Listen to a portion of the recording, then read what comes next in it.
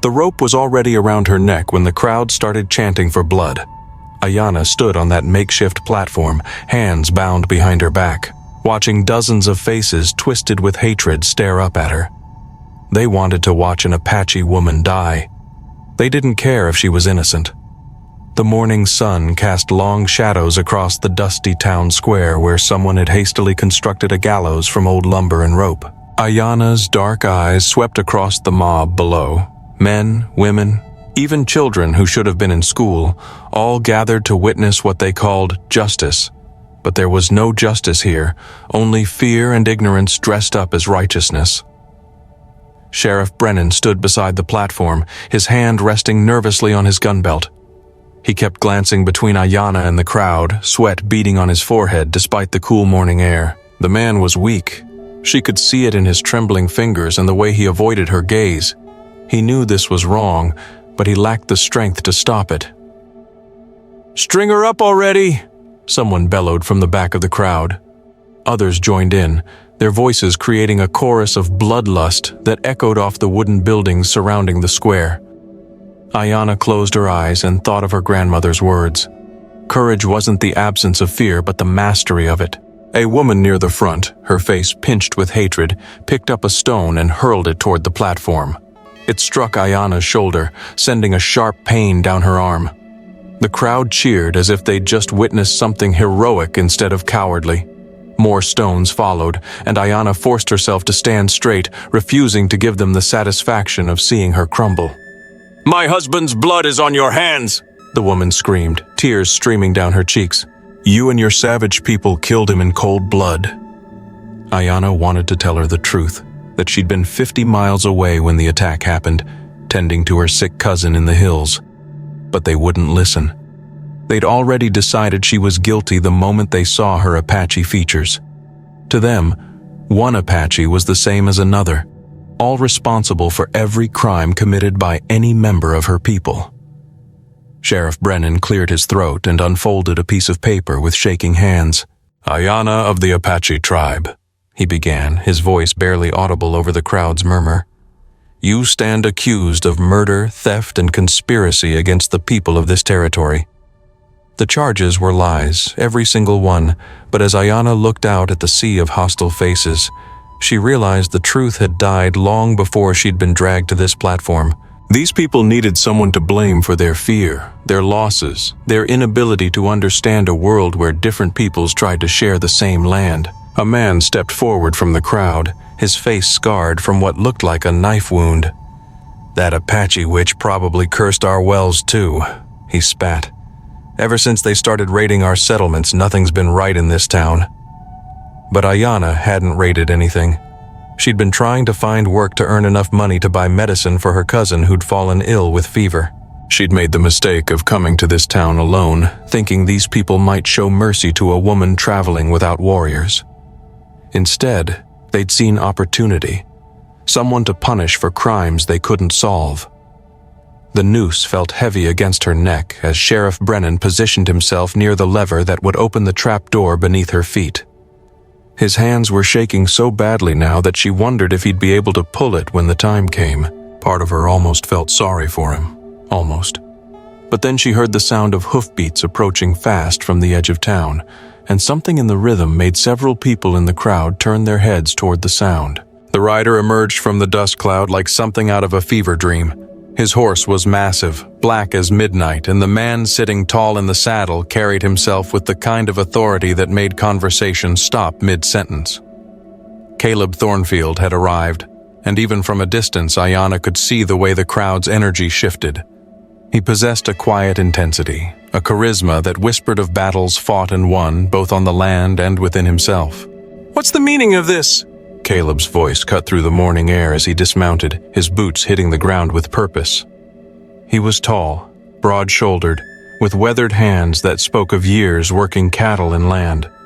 But it was his eyes that caught Ayana's attention. They held a hardness that suggested he'd seen enough injustice to recognize it when it stared him in the face. Sheriff Brennan stepped forward, relief flooding his features like a man who'd just been thrown a lifeline. "Mr. Thornfield, sir, we're carrying out justice for the Hendricks family. This Apache woman here, she's responsible for Tom Hendrix's death. Caleb's gaze moved slowly from the sheriff to Ayana, then back to the crowd. His expression remained unreadable, but something in his posture suggested he was calculating, measuring, deciding. And what evidence do you have against her? The question hung in the air like smoke from a gun barrel. Several people in the crowd shifted uncomfortably, glancing at each other as if hoping someone else would provide an answer that made sense. The scarred man who'd spoken earlier stepped forward, puffing out his chest. "Evidence," he snarled. "She's Apache, ain't she? That's all the evidence we need. Her people killed Tom Hendrix and stole his horses. She's probably here scouting for the next raid." Caleb turned his full attention to the man, and Ayana watched as the scarred face went pale under that steady stare. "So your evidence is her bloodline, Marshall Creek? That's what passes for justice in this town now?" Marshall Creek's hands clenched into fists at his sides. "You defending savages now, Thornfield? Maybe all that time alone on your ranch has made you soft toward their kind." The insult hit its mark, but not in the way Creek intended. Instead of backing down, Caleb stepped closer, and suddenly the space between them felt charged with danger.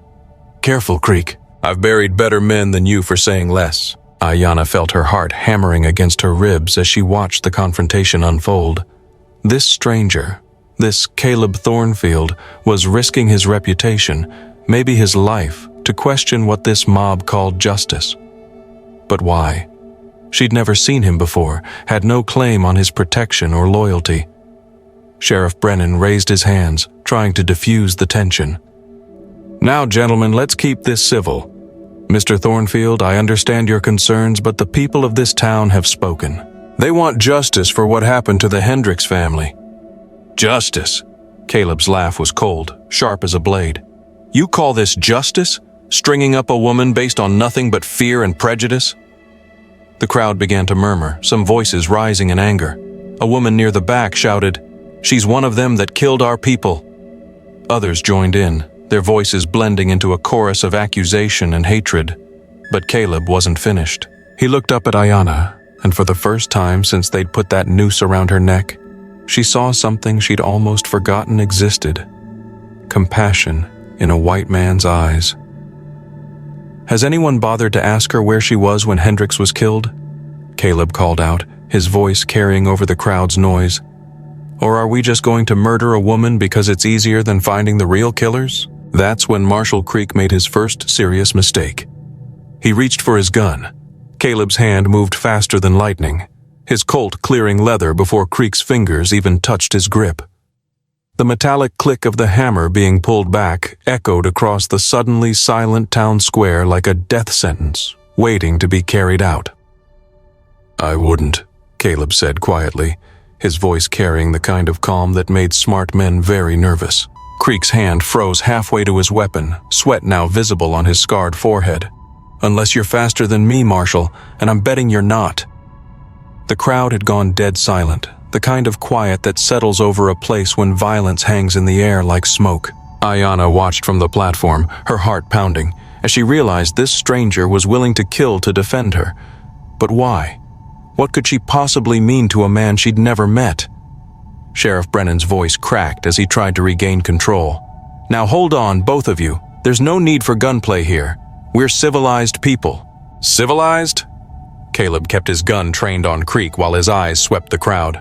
"Civilized people don't lynch women without evidence. They don't gather like vultures to watch someone die for the crime of being born different." An older woman in a black dress pushed forward from the crowd, her face twisted with grief and rage. "That woman's people murdered my son. They scalped him and left him for the buzzards. Don't you dare lecture us about civilization when we're burying our children." Ayana's throat tightened. She knew the pain in that woman's voice, had felt it herself when soldiers had killed her brother 3 winters ago, but pain didn't justify murder, and grief didn't make lies into truth. "Mrs. Patterson," Caleb said, his voice gentler now, but his gun still steady on Creek. "I'm sorry for your loss, truly, but killing an innocent woman won't bring your boy back." "Innocent?" Creek spat, his hand still hovering near his weapon. "She admits she's Apache. That makes her guilty of every crime her people ever committed. Caleb's eyes hardened again. By that logic, Creek, every white man here is guilty of every atrocity ever committed by white soldiers. Should we string you all up too? The comparison hit the crowd like a slap. Several people looked uncomfortable, shifting their weight and avoiding eye contact, but their bloodlust hadn't cooled entirely. A young man with angry eyes stepped forward. "My paw says the only good Apache is a dead Apache," he declared, his voice shaking with nervous energy. "Maybe it's time this town had a leader who understands that." Caleb slowly turned to face the young man, and Ayana saw something dangerous flicker in his expression. "Your paw teach you to murder women too, boy, or did you come up with that particular brand of courage all by yourself?" The insult struck home. The young man's face flushed red and his hand moved toward the knife at his belt, but before he could draw it, another voice cut through the tension. "Maybe we should hear what she has to say." Everyone turned to see who had spoken. It was Dr. Morrison, the town physician, a respected man whose opinion carried weight. He pushed through the crowd slowly, his medical bag in hand, his gray beard neatly trimmed despite the early hour. "Before we do something we can't undo, Doctor," Morrison continued, "perhaps we should at least listen to her side of the story." Creek's lip curled in disgust. "Since when do we negotiate with savages, Doc?" But something had shifted in the crowd's mood, and Ayana could feel it like a change in the weather. Dr. Morrison's words created a crack in the mob's certainty, and Caleb seized the moment. "The doctor's right. If we're going to take a life, we'd better be damn sure we're taking the right one." Sheriff Brennan looked between the crowd and the platform, clearly torn between his duty and his desire to avoid bloodshed. I suppose we could hear what she has to say, but that doesn't mean cut her down from there," Caleb interrupted, holstering his weapon but keeping his stance ready. "No one should have to defend themselves with a noose around their neck." Creek laughed bitterly. "You're going soft, Thornfield. Next thing you know, you'll be inviting Apaches to Sunday dinner." Something dark passed across Caleb's face at those words. A shadow that suggested old pain, perhaps the memory of a past betrayal or a loss he couldn't reconcile. Ayana caught it even from the platform and wondered what ghosts this man carried, but he composed himself quickly, addressing the sheriff with quiet authority. "Brennan, either you cut her down or I will. And if I have to come up there myself, Creek here might find himself explaining to God why he thought drawing on me was a good idea."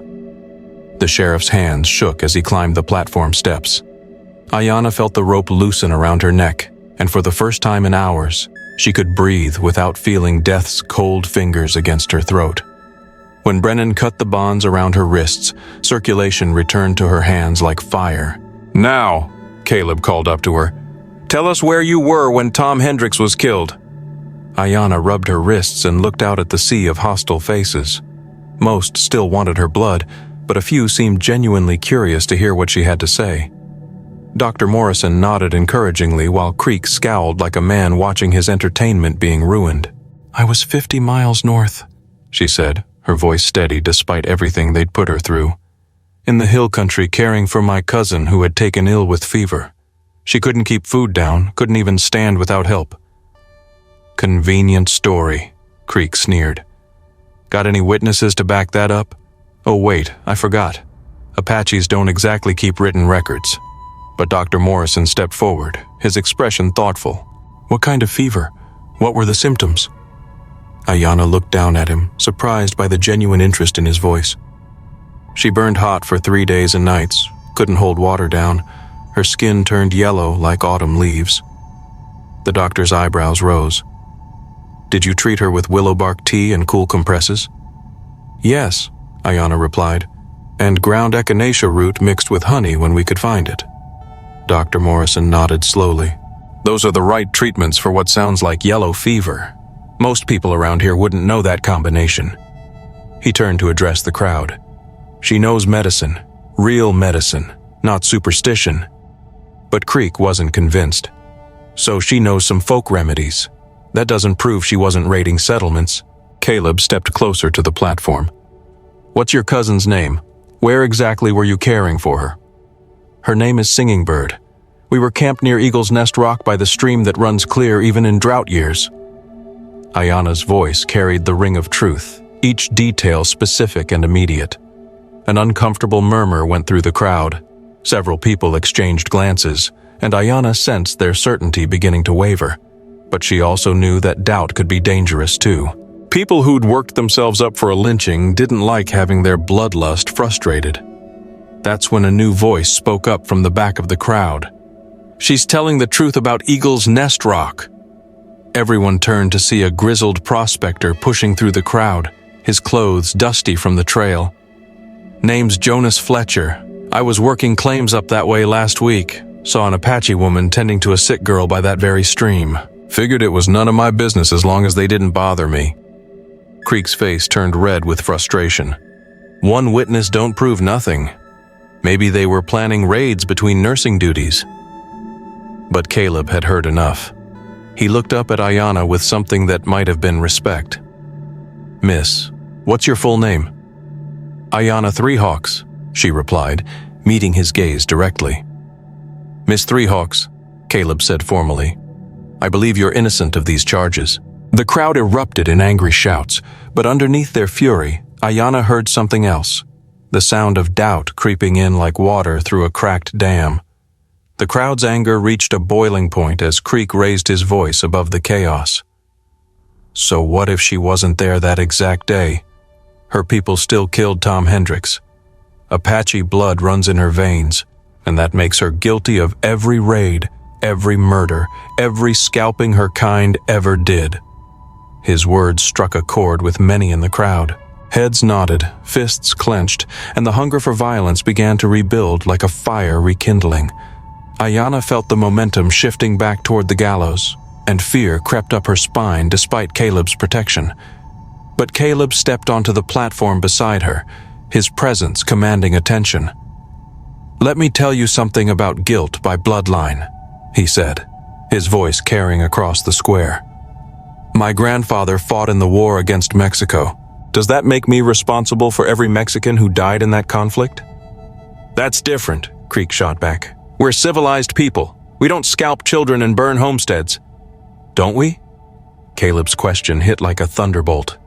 "What about the Apache children killed at Sand Creek? What about the villages burned by our cavalry? If we're going to judge people by their bloodline, then every man here shares the guilt for those atrocities too." The comparison made several people in the crowd shift uncomfortably. Mrs. Patterson, the grieving mother who'd spoken earlier, looked troubled by Caleb's words, but Creek sensed his support slipping and played his strongest card. "You're defending her awful hard for someone who just met her," Creek said with a sly grin.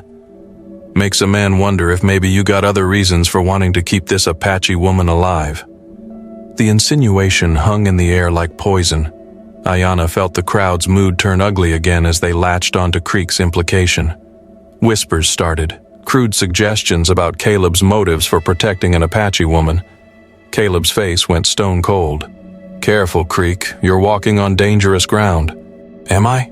Creek's confidence grew as he sensed the crowd rallying behind him again. Maybe the great Caleb Thornfield has a taste for savage women. Maybe that's why he's so eager to... Creek never finished the sentence. Caleb moved with deadly speed, vaulting off the platform and crossing the distance between them in 3 quick strides. His fist connected with Creek's jaw with a sound like splitting wood, sending the man sprawling in the dirt. The crowd erupted in chaos. Some cheered the fight, others tried to break it up, and still others called for Ayana to be strung up while the men were distracted. Sheriff Brennan drew his gun but seemed unsure who to point it at. Creek rolled to his feet, blood streaming from his split lip, and this time he managed to clear his weapon. "Now you've done it, Thornfield. Time someone taught you that savage loving gets a man killed." Caleb faced him down, unarmed but unafraid. The 2 men circled each other like wolves, and Ayana realized with growing horror that blood was about to be spilled over her. If you were Caleb, what would you do? Draw your gun and risk killing a man in front of the whole town, or try to talk Creek down and risk being shot yourself? Tell me in the comments. I need to know which side you choose because what Caleb decided next would determine whether Ayana lived to see another sunset. But before either man could make their move, a new voice cut through the chaos, young, clear, and absolutely terrified. "Stop! Please, everybody, stop! A boy of maybe 12 years old came running into the square, tears streaming down his face, clutching something in his small hands that would change everything. The boy stumbled into the center of the confrontation, his chest heaving from running hard. Creek and Caleb both froze, their deadly standoff interrupted by this unexpected arrival. The child looked around desperately, his young face streaked with tears and dirt. "Please," he gasped, holding up what looked like a torn piece of fabric. "You can't hurt her. She saved my life." Sheriff Brennan lowered his gun, confusion replacing the tension in his voice. Billy Hendricks, what are you doing here, son? You should be home with your ma." Ayana's heart nearly stopped. This was Tom Hendricks' boy, the son of the man she was accused of killing. If anyone in this crowd had reason to want her dead, it was this child. Yet here he was, defending her.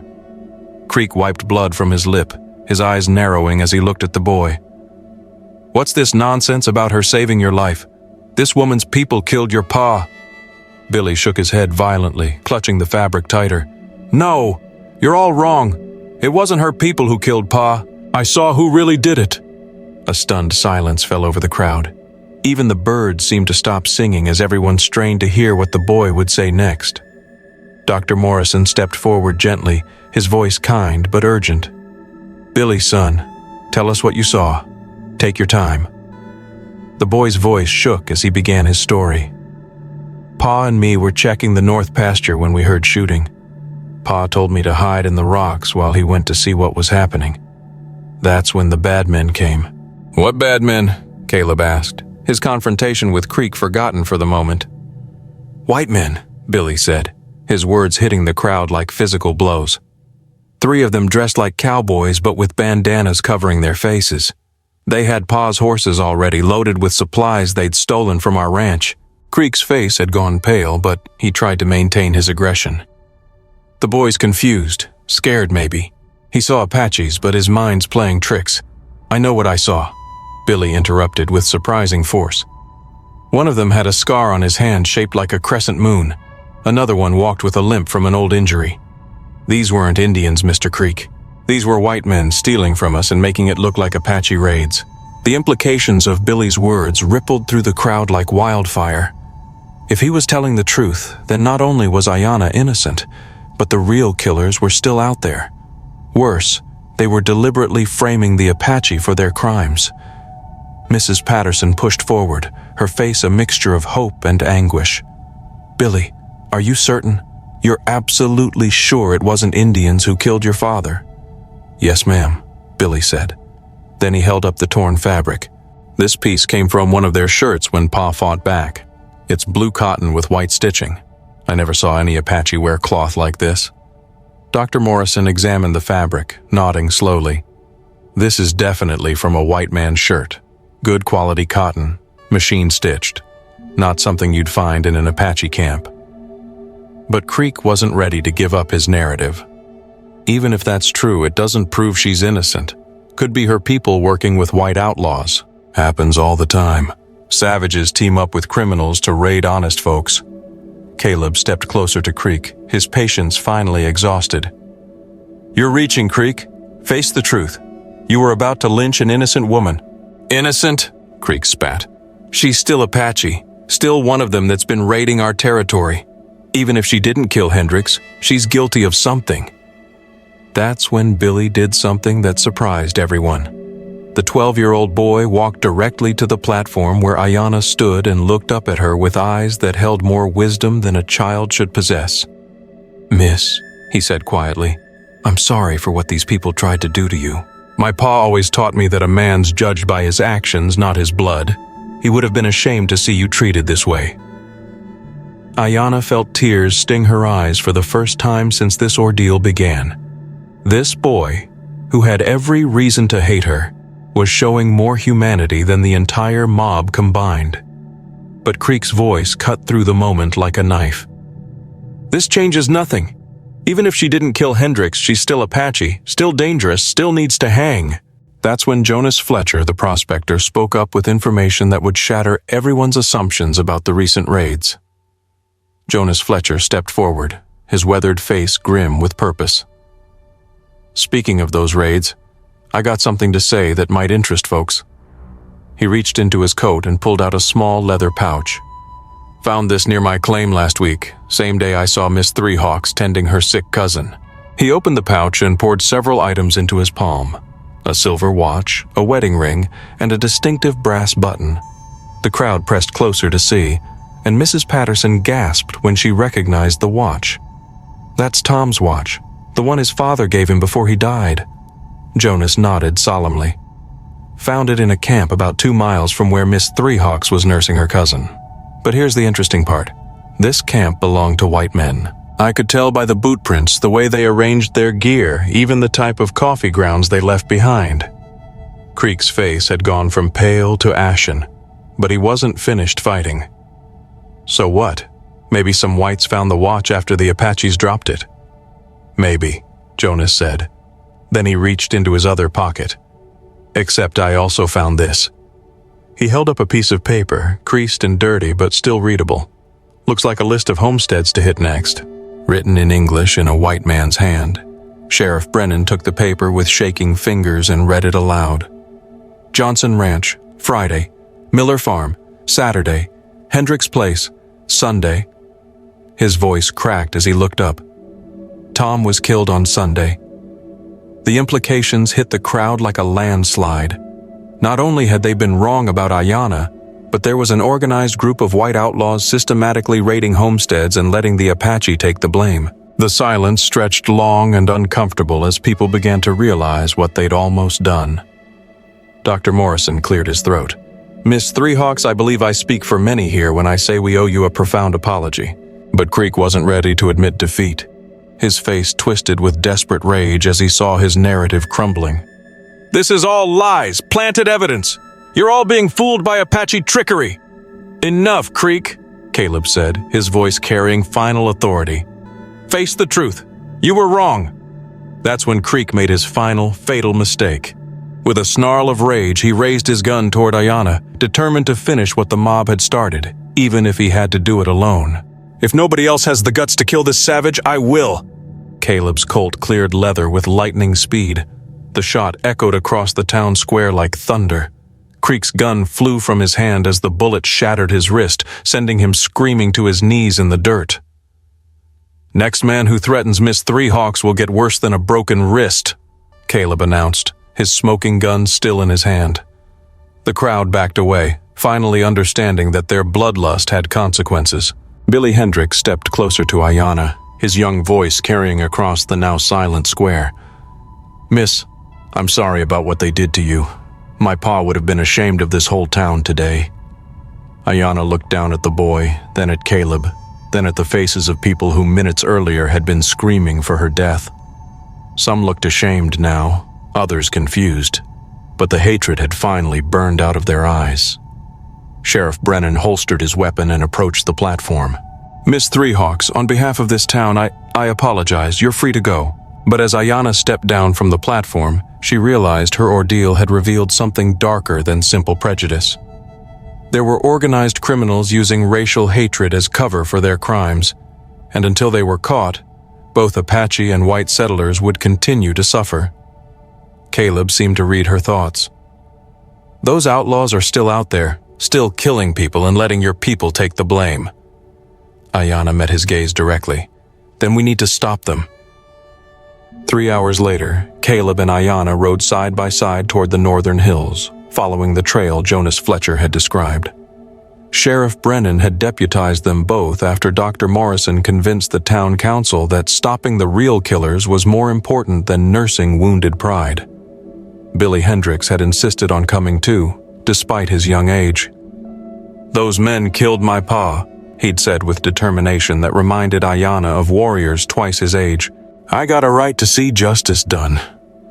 The trail led through rocky country that Ayana knew well.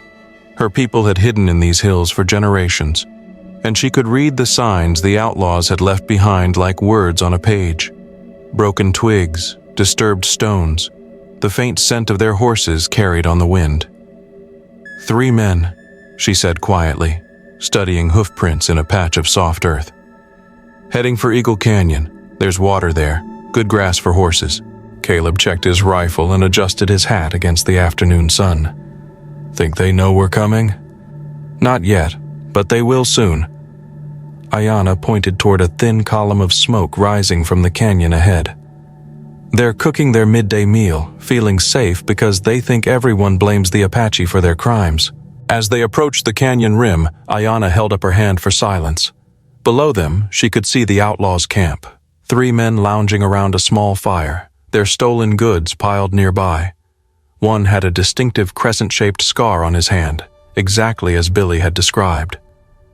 "That's them," Billy whispered, his young voice tight with recognition and pain. Caleb studied the camp with a tactician's eye. 2 ways down into that canyon. We take them from both sides, they've got nowhere to run. But Ayana had a different idea. "Let me go down alone first. They'll think I'm just a lost Apache woman. When I get close enough..." "Too dangerous," Caleb said immediately. "If they recognize you..." "They won't." Ayana's voice carried quiet confidence. "To men like them, all Apache look the same. Besides, they think I'm dead by now, hanged in your town square." 20 minutes later, Ayana walked her horse slowly down the canyon trail, playing the part of a weary traveler seeking water. The outlaws looked up as she approached, their hands moving instinctively toward their weapons. "Well, well," the scarred man called out. "What have we here? Little Apache girl lost?" Ayana kept her expression neutral, speaking in broken English. "Water for horse, please." The men relaxed, seeing only what they expected. A harmless Apache woman who posed no threat. They didn't notice Caleb and Billy positioning themselves on the canyon rim above. "Sure, honey," the scarred man said with a cruel grin. "But first, maybe you can tell us about your people's camps. We're always interested in Apache activities." That's when Ayana dropped the act. Her voice turned cold as winter wind. "The only thing I'll tell you is that Tom Hendricks's murder ends today." The outlaws went for their guns, but Ayana was already moving. Her knife flashed in the sunlight, striking the scarred man's gun hand before he could clear leather. Caleb's rifle cracked from above, and the second outlaw spun and fell. The third man tried to run but found Billy blocking his path. The boy's father's rifle trained steady on his chest. Within minutes, it was over. The real killers were bound and ready for transport back to town, along with evidence of their crimes. Stolen goods from a dozen homesteads, all blamed on Apache raids. As they prepared to leave, Billy approached Ayana with something in his hands. It was his father's watch, the one Jonas had found in the outlaws' camp. "Miss Three Hawks," the boy said formally, "my pa always said a person should be judged by their character, not their blood. I'd be honored if you'd keep this to remember that some folks know the difference between justice and revenge." Ayana accepted the watch with tears in her eyes. In all her years, no white person had ever offered her such a gesture of respect and trust. 3 days later, the outlaws were tried and sentenced. The town of Cedar Falls issued a formal apology to the Apache people, and Sheriff Brennan established new policies requiring evidence before accusations. Caleb donated money to help Apache families whose relatives had been wrongly killed in retaliation for the outlaws' crimes. As for Ayana, she chose to stay in the territory, working as a translator and liaison between the Apache and white settlers. Her courage on that gallows platform had saved more than just her own life. It had opened eyes and changed hearts. Billy Hendricks grew up to become a lawyer who specialized in defending the rights of Native peoples. He always wore his father's watch, and whenever someone asked about it, he'd tell them the story of the Apache woman who taught him that justice is colorblind. And Caleb? He and Ayana remained close friends, their bond forged in the fire of that terrible day when a town nearly lost its soul to hatred and fear. Together, they proved that courage and truth could triumph over prejudice, one heart at a time. So in the end, our story reminds us that even in the darkest of times, a single act of courage, a moment of understanding, can truly change the course of history. Prejudice can blind us, but truth and compassion are always there, waiting to be discovered. It's a powerful thing to remember that we all have the capacity to choose justice over fear and empathy over hatred. I'd love to hear your thoughts on this story. What resonated most with you? Did any particular moments stand out? Please leave a comment below, ask a question, or just share your perspective. Let's keep this important conversation going.